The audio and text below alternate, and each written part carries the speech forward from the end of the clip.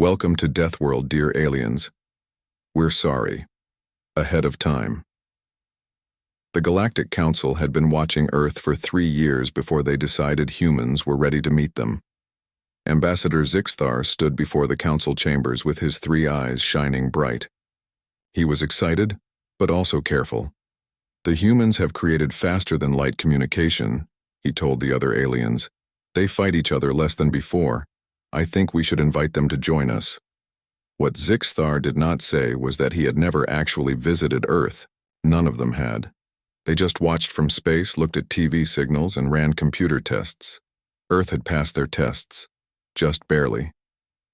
They sent the invitation on a Tuesday. Captain Jake Morrison was fixing equipment on the International Space Station when the message arrived. At first he thought someone was playing a joke on him. The message came through every radio, every computer, every phone on Earth at the same time. It was in every language, perfectly translated. Hello, people of Earth. You have been chosen to join the Galactic Council. Our ships will arrive at your planet in 7 days. Please prepare a welcome team. We look forward to working with you in peace. Jake floated there in zero gravity with a wrench in his hand, staring at the screen. Then he did what anyone would do. He called his boss. Commander Price? You need to see this right now. Commander Lisa Price was a tough woman from Montana who had worked for NASA for 20 years. She had seen many strange things in space, but nothing had prepared her for this moment. Within hours, every government on Earth was having emergency meetings. Within days, they had a plan. The United Earth delegation would meet the aliens at a safe place on the moon at Armstrong Base. They picked their team carefully. Dr. Henry Cole was a language expert who studied different cultures. Dr. Maya Patel was a doctor who studied biology. And for protection, they sent Colonel Ben Harper, a calm soldier with a sharp mind who had fought in many battles. The team waited on the moon's surface, watching Earth rise over the gray rocks. Ben stood in his spacesuit checking his gun for the 5th time. He knew the gun probably would not help much against advanced aliens, but it made him feel better. They're here, Maya said quietly, pointing at the sky. The alien ship that came down was beautiful and strange. It had smooth, curved lines that seemed to flow like water. It landed so gently that it barely moved the dust. The door opened, and Ambassador Zixthar came out with his group. 6 different types of aliens, each stranger than the last. One looked like a floating jellyfish. Another looked like a spider made of glass. Zixthar looked like a lizard but with feathers instead of scales. Greetings, humans, Zixthar said through a device that turned his whistles and clicks into perfect English. We welcome you to the greater galactic community. Henry stepped forward, his heart beating fast. This was it. Humanity's first words to alien life. We are honored by your invitation, Ambassador. We have much to learn from you.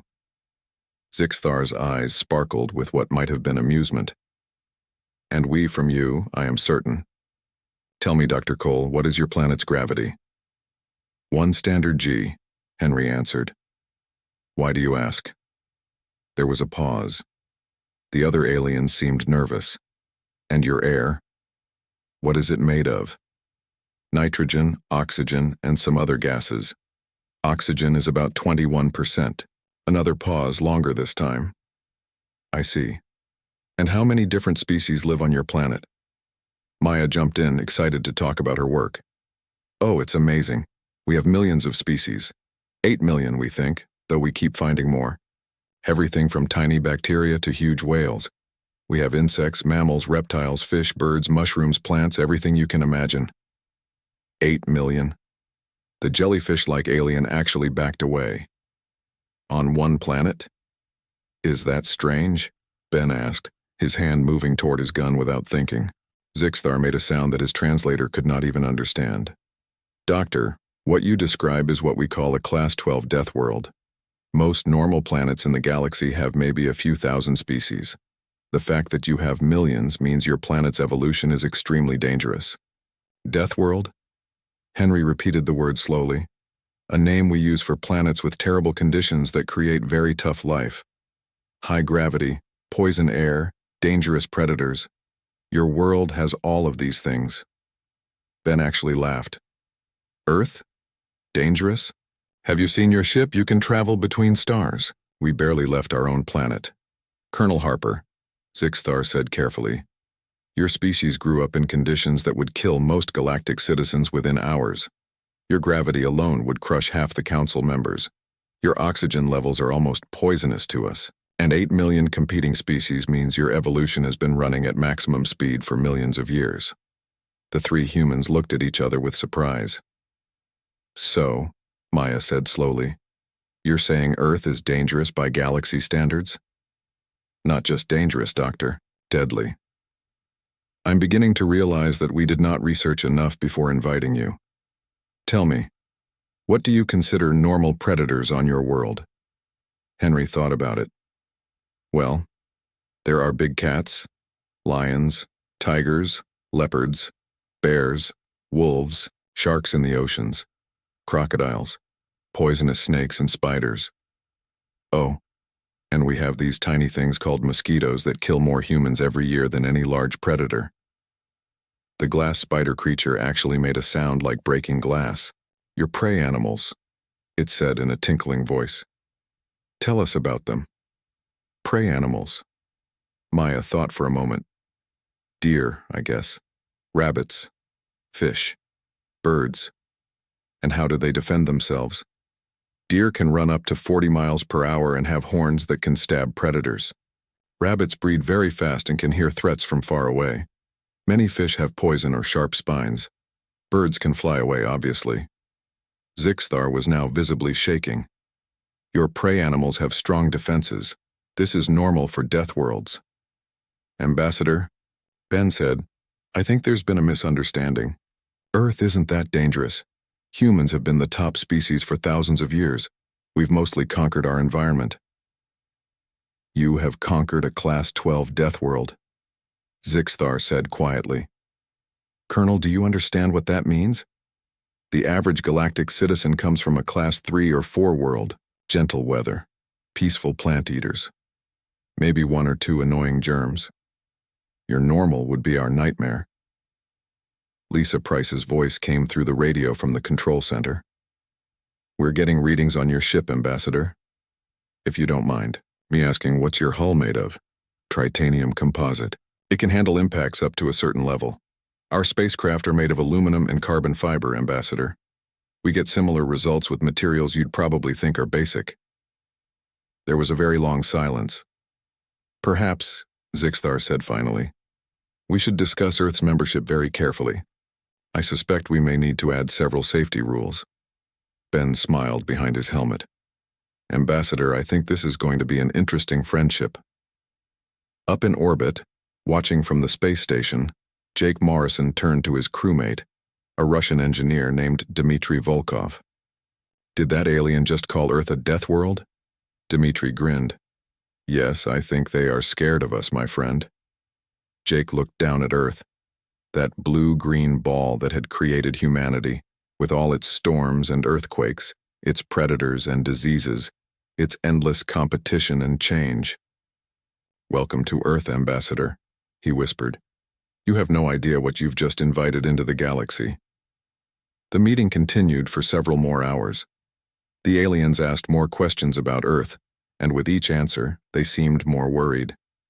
They learned about Earth's extreme weather, its active volcanoes, its deep oceans with crushing pressure, its deserts that could kill in hours. Henry tried to explain that humans had adapted to all of this, that it was just normal life for them. But that only seemed to make the aliens more concerned. You evolved to survive all of that? Zixthar asked. You didn't just survive it, you thrived in it? Well, yes, Henry said. That's what evolution does, right? We adapted to our environment. Most species adapt by becoming better at hiding or running away, the jellyfish alien said. You adapted by becoming better at everything. You're like super survivors. As the meeting ended, Zixthar approached the humans one final time. I must return to the council and make my full report. This will take some time to process. Your planet is far more extreme than we realized. Are you saying we can't join the council? Maya asked, worry in her voice. No, Zixthar said quickly. You passed our tests fairly. You will be invited to join. But I think we need to prepare the other species better. Some of them will be very surprised when they learn the truth about Earth." "The truth?" Ben asked. "That you are the toughest species any of us have ever encountered," Zixthar said simply, "and possibly the toughest species in the known galaxy. This will change things, Colonel Harper. This will change everything." The alien ships lifted off, leaving the three humans standing on the moon's surface, looking at each other in amazement. "Did we just scare an entire galactic government?" Henry asked. "I think we did," Maya said with a small laugh. "Good," Ben said, watching the alien ships disappear into the stars. "Let them be a little scared. Maybe it means they'll treat us with respect." Back on Earth, news of the first contact spread quickly. People were excited, nervous, and curious. What would it mean to join a galactic community? What would the aliens be like? What could humans learn from them? But on the moon and in the space stations above Earth, the first Galactic Council ship to visit Earth's surface was called the Serene Harmony. It was a diplomatic ship designed for comfort and meeting new cultures. Ambassador Zixthar had agreed to visit Earth, but he was nervous. He brought a medical team, security guards, and enough emergency supplies to leave quickly if needed. They landed in Geneva, where the United Earth government had set up its headquarters. It was autumn and the weather was nice by Earth standards. Mild temperatures, clear skies, a gentle breeze. Zixthar came out of the ship wearing a full protective suit. "Ambassador," Henry Cole said, greeting him with a smile, "you don't need the suit. We checked that Earth's air won't hurt you." "Dr. Cole," Zixthar replied through his translator, "I appreciate that, but I have read the reports. Your air has almost double the oxygen my species thinks is safe. I will keep the suit on, thank you." Behind him, other aliens came out. The jellyfish-like aquarium floated in a bubble filled with ammonia liquid. The glass-like silicoid stayed inside a climate-controlled drone that kept it very cold. Only one alien walked freely in Earth's air. He was tall and thin, covered in gray fur with large eyes and delicate arms and legs. This was Ambassador Kelvin from the Proxima Commonwealth, and he seemed fascinated rather than scared. "Remarkable," Kelvin said, taking a deep breath. "The oxygen is rich. I quite like it." "Your people are from a Class 7 world, are they not?" Zixthar said suspiciously. "Class 6, actually. But we have always been a tough species. I believe we will get along well with the humans." The group was given a tour of Geneva. They saw the mountains in the distance, the lake, the old buildings. Everything seemed fine until a child ran past them chasing a dog. The glass alien's drone actually rose 3 feet in the air. "What was that creature?" "That's a golden retriever," Maya said. "A dog. We keep them as pets and friends." "That is a predator," the glass alien said flatly. "I can see the teeth. The claws. The muscles built for chasing prey. Well, yes, technically dogs came from wolves, which are predators, but we've bred them for thousands of years to be friendly and loyal." "You domesticated apex predators," the jellyfish said. "For friendship." "We also have cats," Ben Harper added helpfully. "Also predators. Smaller but more independent." "Of course you do," Zixthar muttered. The tour continued. They visited a market where the aliens were both amazed and horrified by the variety of food. Meat from dozens of animals, fruits and vegetables in every color, spices that made Zixthar's eyes water from 10 feet away. "You eat capsaicin?" he asked, staring at chili peppers. "On purpose?" "It's delicious," Maya said. "Adds flavor and heat to food." "Capsaicin is a defense mechanism," the glass alien said. "Plants make it to stop being eaten. You have overcome this defense and now eat it for fun?" "Pretty much, yeah," Kelvin laughed, a sound like wind chimes. "I must try this. I want to understand human toughness." "Ambassador, I strongly recommend against it," Zixthar began. But Kelvin had already bought a small pepper from a smiling vendor. The Proxima ambassador took a small bite. His large eyes got bigger. He made a sound somewhere between a gasp and a whistle. Then he smiled. "Extraordinary. It causes pain, yet the flavor is complex and satisfying. I understand why you enjoy this." "Your species can handle pain like humans?" the jellyfish asked.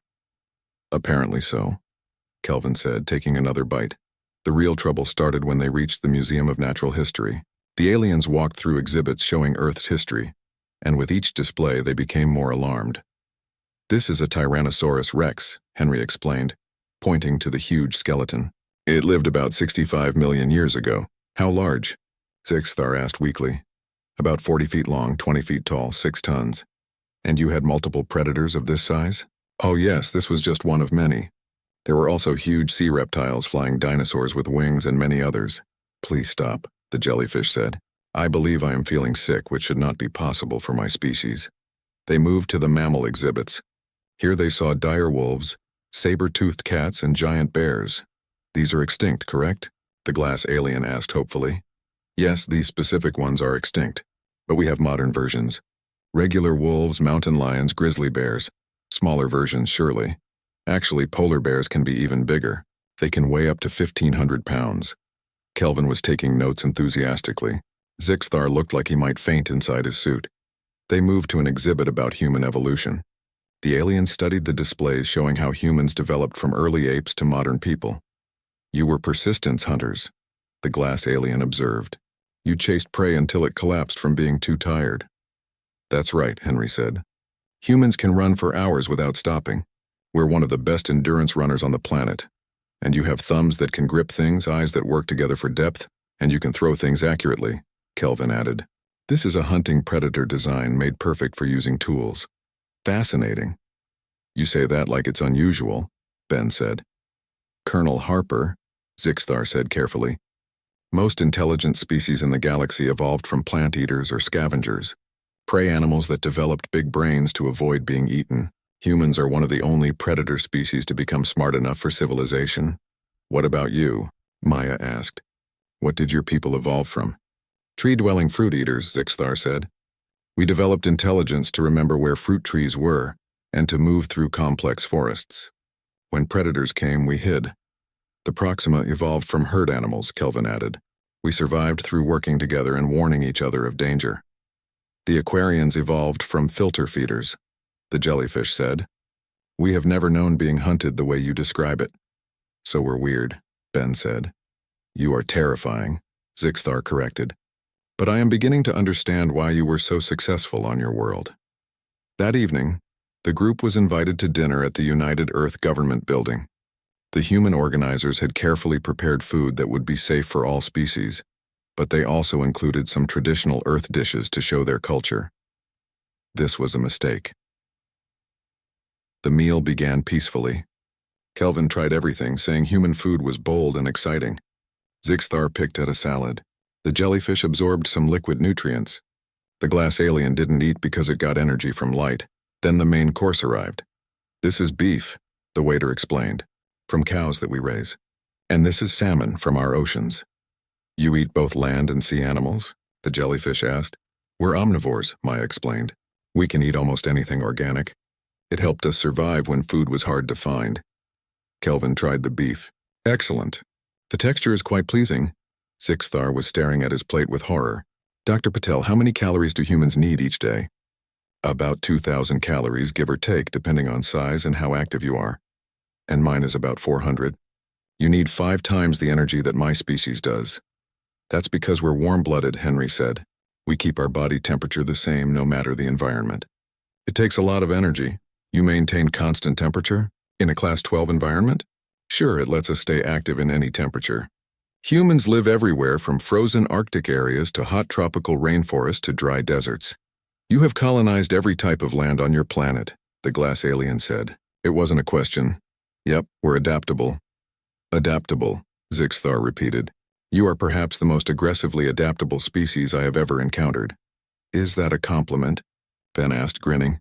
It is a statement of fact, Colonel, and I am not sure whether I should be impressed or terrified. After dinner, the aliens were shown to their rooms. Each species was given rooms suited to their needs, with the right air, gravity, and temperature. Kelvin, however, asked to stay in standard human rooms. I wish to experience your world as you do, he explained. If we are to be friends, I should understand how you live. He was given a room in the building with a normal bed, normal gravity, and earth air. The next morning he came out looking refreshed. I slept wonderfully, he announced. The gravity is higher than I'm used to, but I find it grounding, solid. I understand now why you humans are so confident in your movements. Zixthar, by contrast, had barely slept. I kept hearing sounds, he complained. Mechanical noises, air moving, distant traffic. That's just Geneva at night, Lisa Price said. It's actually pretty quiet here. Quiet, Zixthar repeated. You consider that quiet. Over the next few days, the cultural exchange continued. The humans showed the aliens their technology, their art, their cities. The aliens were always impressed and disturbed at the same time. They visited a hospital where Maya showed them medical equipment. This is an X-ray machine, she explained. It uses radiation to see inside the body without cutting it open. You deliberately expose yourselves to radiation? The glass alien asked. In controlled amounts, yes. The benefits are worth the small risks. And this? The jellyfish pointed to another machine. That's an MRI. It uses powerful magnetic fields. Magnetic fields strong enough to affect metal. Exactly. You are remarkably casual about danger, the jellyfish observed. They visited a school where human children learned math, science, and history. The aliens were charmed by the children until recess when they watched the kids play. Tag, dodgeball, climbing on playground equipment. They are practicing combat. 3 months after Earth officially joined the Galactic Council, a new human team arrived at Council Station Alpha. This huge space station was where all the galaxy's politics happened. This time, Earth sent diplomats, scientists, engineers, and several military advisors, which made Zixthar very worried. The group was led by Secretary General Helen Martinez, a former lawyer from Argentina with sharp eyes and a sharper mind. With her came Dr. Nathan Ross, a physicist, Commander Amy Liu, a naval strategist, and 2 security officers, Kyle Barnes and Sophie Grant. Welcome to Council Station Alpha. Zixthar greeted them at the docking bay. He was still wearing his protective suit even though the station's air had been adjusted for multiple species, including humans. I trust your journey was comfortable? Very much so, Helen said warmly. Thank you for the hospitality, Ambassador. We're eager to begin working with the Council, and we are prepared to work with you. Zixthar replied in a tone that suggested he was trying to convince himself. The station was enormous, a spinning wheel that created artificial gravity through rotation. Different sections had different settings. Low gravity for light species, high pressure for deep water species, various air types. The human section was considered an extreme environment by station standards. As they walked through the corridors, Kyle noticed something odd. Ambassador, why are there so many cameras pointed at us? Security monitoring, Zixthar said quickly. Standard rules. Standard rules would have cameras covering the whole hallway, Sophie observed. These are specifically following our movement. Are we considered a threat? There was an awkward pause. Not a threat exactly, Zixthar said. More of a concern. Some council members requested extra observation of human delegates for research purposes. They're studying us like zoo animals, Amy said flatly. More like particularly dangerous zoo animals, a new voice added. Ambassador Kelvin approached, his gray fur moving with what might have been amusement. Do not take offense. Half the station has placed bets on how long it will take before a human does something that terrifies the rest of us. Helen raised an eyebrow. How long do you think it will take? Based on previous meetings? I give it 4 hours. It took 30 minutes. The group was being shown the station's recreation areas when Nathan wandered toward a viewing window. Beyond the clear material stretched the infinite darkness of space with a swirling purple and gold nebula visible in the distance. Incredible, Nathan breathed, pressing close to the window. The radiation from that nebula must be extraordinary. What kind of shielding does the station use? Triple-layered quantum field generators, a nearby technician said. It was a multi-armed being from a water world. They filter 99.9% of harmful radiation. Can I see the specifications? I'm fascinated by the engineering. Of course. The technician pulled up a holographic display. Nathan studied it, his eyes moving rapidly across the data. Then he frowned. There's a gap in the coverage. Here in the lower frequency range. It's small, but over time repeated exposure could be dangerous. The technician's multiple eyes widened. You understood our shield specifications in less than a minute? They're elegantly designed. But this gap is concerning. Have you noticed increased radiation sickness among the crew? Actually, yes. Minor cases. Usually among maintenance workers in the outer rings. We thought it was from cosmic rays. It's the gap. You need to adjust the field generators to cover these specific frequencies. Nathan gave a series of numbers. The technician was already working on the math. By the eternal oceans, he's correct. How did you identify this so quickly?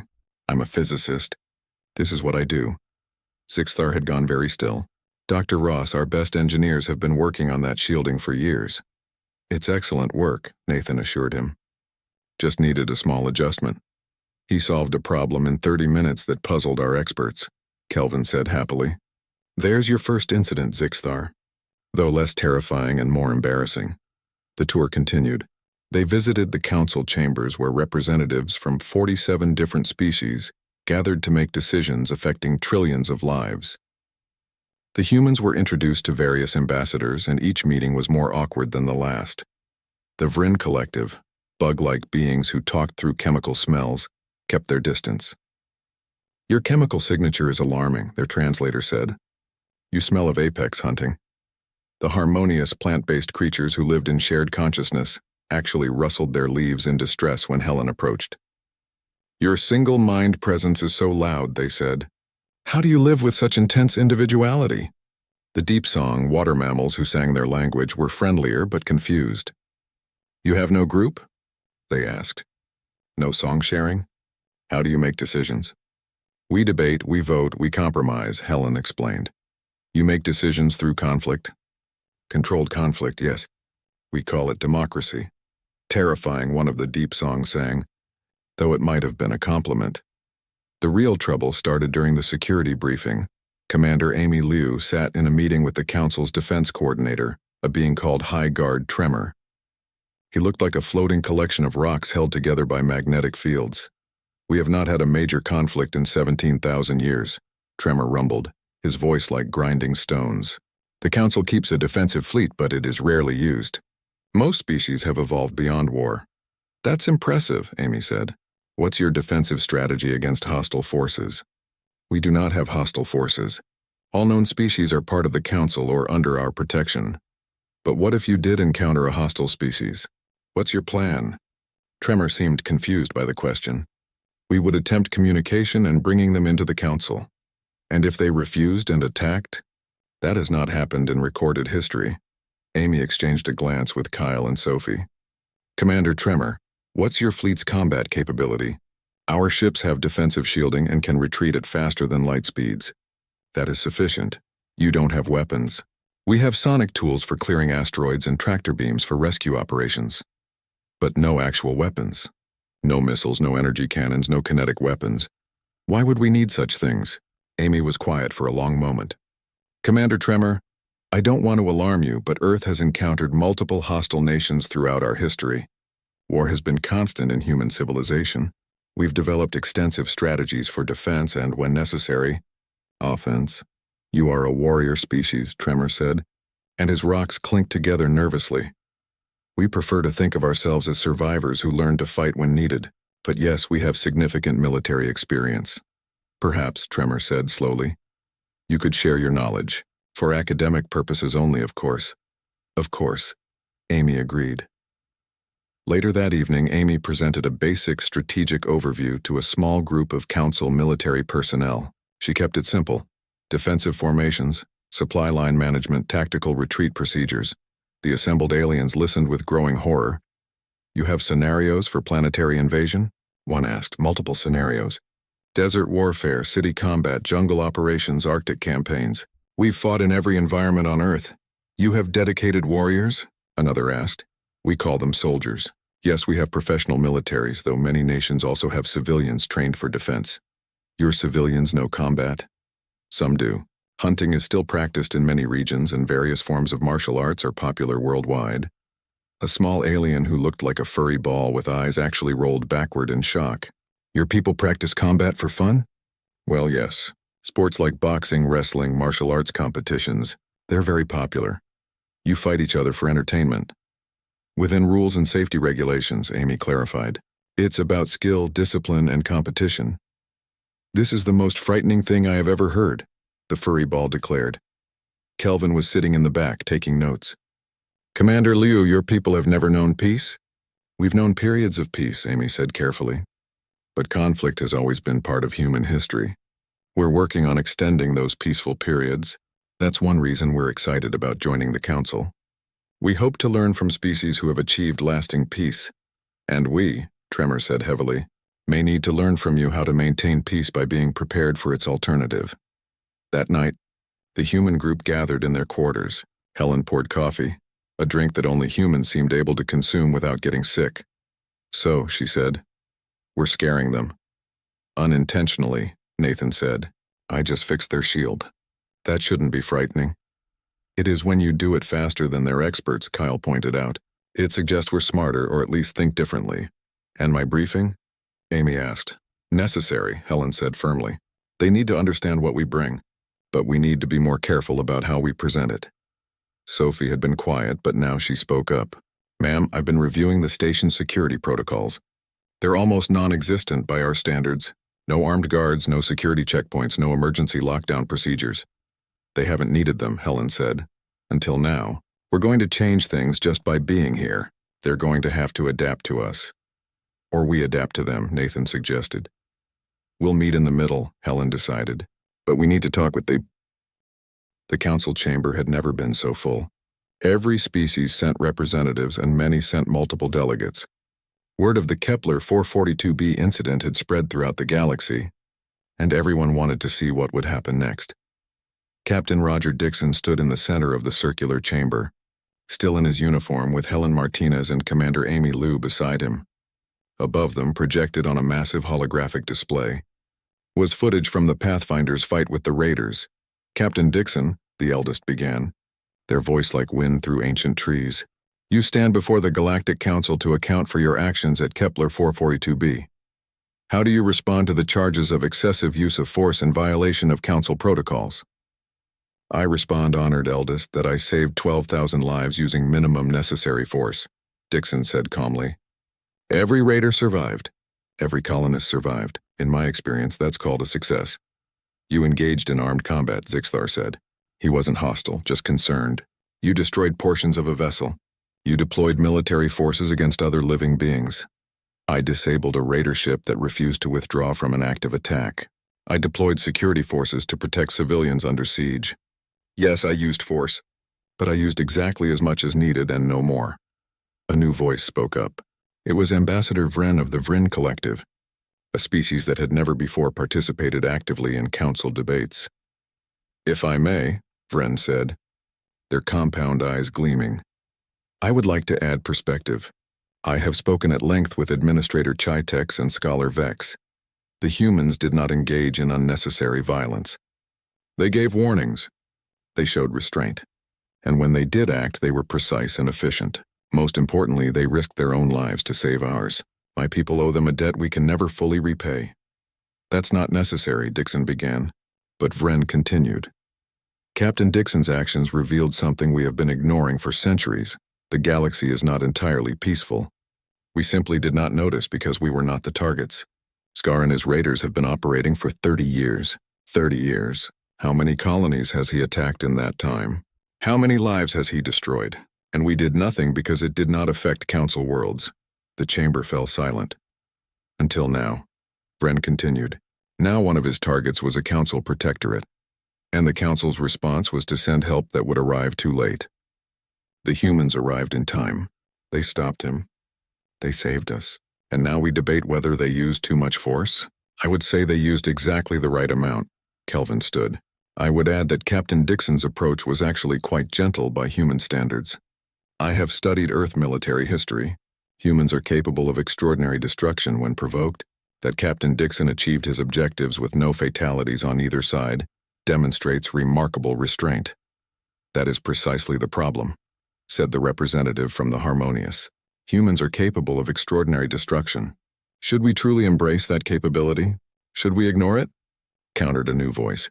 Commander Tremor had entered the chamber, his rocky form settling onto a reinforced platform.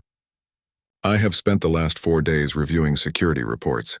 Do you know how many pirate incidents have been reported in Council space over the past decade? He projected data onto the central display. Hundreds of incidents, dozens of attacks, multiple colonies looted. We dismissed these as isolated incidents affecting non-Council worlds, Tremor continued. We maintained our protocols, our procedures, our belief that peace would prevail through goodwill alone.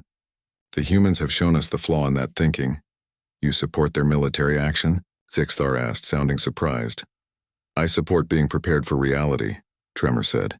The humans did not create the threat. They simply responded to it more effectively than we could have. That should tell us something. The eldest raised a branch for silence. This debate could continue for days. But I believe the real question is not what Captain Dixon did, but what we should do moving forward. The humans have capabilities we lack. They have experience we lack. The question is, do we use that or do we fear it? Helen Martinez stepped forward. Honored eldest members of the Council, Earth does not wish to become the galaxy's military force. That's not why we came here. We came hoping to find peace, community, understanding. But we also came as we are, survivors from a world that taught us to be ready for danger while hoping for the best. She pointed to the display showing the rescued colony. We can't change what we are any more than you can change what you are. But we can offer what we have: training, protocols, technology. Not to make the galaxy more violent, but to make it truly safe. Because right now it's not safe. It's just been lucky. You would teach us warfare? Asked the representative from the Deep Song. We would teach you defense, Amy Lou corrected. There's a difference. Warfare is about conquest. Defense is about protection. Earth doesn't want to conquer anyone. But we're very good at protecting things 6 months into Earth's Council membership, the thing everyone feared would happen finally happened. The distress call came from a mining colony on Kepler 442b, a peaceful world where the Vrin Collective had set up operations to extract rare minerals. The message was broken and unclear, but the important words came through clearly: attack, casualties, help. The Council met in emergency session. 47 species represented, all looking confused and alarmed. This is unprecedented, High Guard Tremor announced, his rocky form crackling with worry. We have not experienced an attack on a Council world in thousands of years. Who attacked them? Helen Martinez asked. She had stayed on Council Station Alpha as Earth's permanent representative, along with a rotating staff of specialists. Unknown, Tremor admitted. The transmission was cut off. We have sent our fastest scout ship, but it will take 4 days to reach Kepler 442b. 4 days? Commander Amy Lou was attending via hologram from Earth. What's your rapid response time? We do not have a rapid response protocol, Tremor said. We have never needed one. Amy's face on the hologram showed carefully controlled alarm.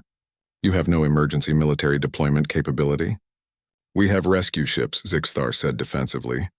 Medical vessels, evacuation transports, but no military strike force because we have no military. Helen stood. How many Vrin are on that colony? Approximately 12,000, Zixthar said, plus 300 personnel from other species. And they're under attack right now, presumably. Then we need to help them, now, not in 4 days. Secretary General, the eldest said gently, we understand your urgency, but we simply do not have the capability you are suggesting. Helen looked at Amy's hologram. Commander, the ESS Pathfinder is on patrol near the Outer Council territories, Amy said. She was talking about the Earth spaceship Pathfinder, one of 3 military vessels Earth had been quietly developing. It's a frigate-class ship designed for long-range patrol and rapid response. It could reach Kepler 442b in 18 hours. The council chamber erupted in clicking, whistling, and various other sounds of alarm. You have a military vessel? Zixthar asked. In council space? In open space near council territory, Helen corrected. We informed the council of our ship deployments 3 months ago. Check your records, a worker hurried to do so. She is correct. Earth filed documentation of 3 vessels, Pathfinder, Horizon, and Sentinel. We classified them as exploration vessels.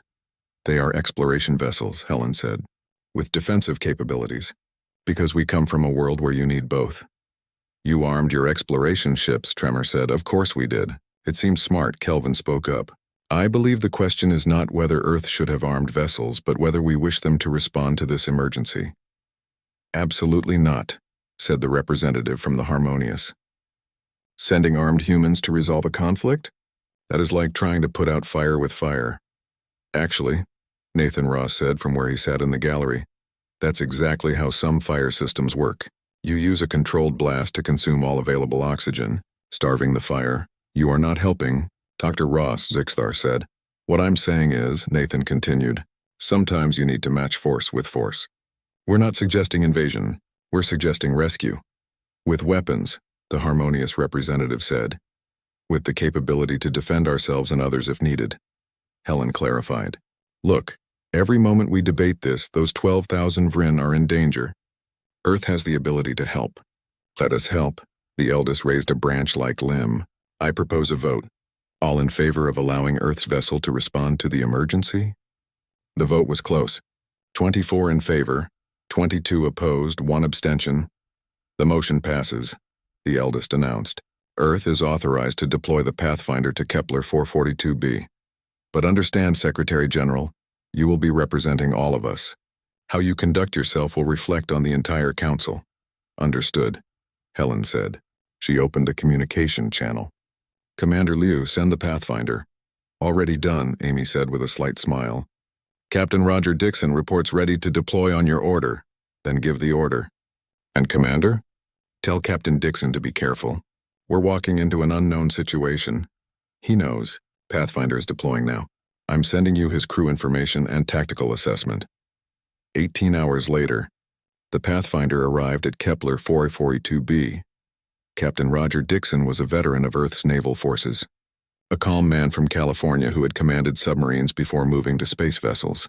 His crew of 80 included tactical officers, medical personnel, engineers, and a small group of security specialists. Status report, Dixon ordered as they dropped out of faster-than-light travel. Scanning now, sir, said Lieutenant Tony Garcia at sensors. I'm picking up debris in orbit. Looks like at least 3 destroyed vessels. Designs don't match any council specifications. Pirates? Suggested Lieutenant Commander Sarah Park from Tactical. Or something worse, Dixon muttered. Any sign of survivors? Yes, sir. I'm reading life signs on the surface, concentrated in what looks like the main colony structure. But there's something else. A ship in low orbit holding position over the colony. Show me. The view screen displayed the hostile vessel. It was ugly, uneven, covered in what looked like scrap metal and weapons. More like a flying junkyard than a proper ship. That's a raider, Dixon said. Scavengers. Probably saw an undefended colony and decided to help themselves. Do we have communication with the colony? Attempting now, sir. A crackling voice came through. This is Colony Kepler under attack, need help. Boost the signal. This is Colony Administrator Chitex of Kepler 442b. We are under attack by unknown raiders. They have destroyed our orbital defenses and are demanding our mineral stockpiles. We have barricaded ourselves in the main structure, but they are attempting to break in. Please help us, Dixon took a breath. This is Captain Dixon of the Earth spaceship Pathfinder. We are here to assist. Hold your position. Help is on the way. There was a pause, then. You are human? From Earth? That's correct, another pause. Are you armed? Dixon smiled grimly. Administrator Chitex, we come from Earth, we're always armed. Thank the colony mothers. Please hurry. Dixon turned to his crew. Tactical, what are we looking at? Sarah Park pulled up detailed scans. The raider ship has energy weapons, looks like plasma cannons. Probably salvaged from various sources. Shields are present, but look thrown together. I'd say they're opportunistic scavengers rather than professional military. How many raiders on the ground? Scanning. I count approximately 40 heat signatures around the colony structure. They're armed with energy weapons and what look like explosive charges. Against 12,000 Vryn? The Vryn are not fighters, sir. They're insect-like beings who evolved from hive structures. Very organized, excellent engineers, but no combat capability. They've never needed it. Dixon nodded. All right. Here's what we're going to do. Lieutenant Garcia, contact that raider ship. Sir? You heard me. Open a channel. A moment later, a face appeared on screen. If you could call it a face. The being looked reptilian with scales and multiple eyes, but it was hard to tell where biology ended and machine implants began. This is Captain Scar of the free vessel Ravager, the being said in accented but understandable common language. Identify yourself or be destroyed. This is Captain Roger Dixon of the Earth spaceship Pathfinder, acting under authority of the Galactic Council.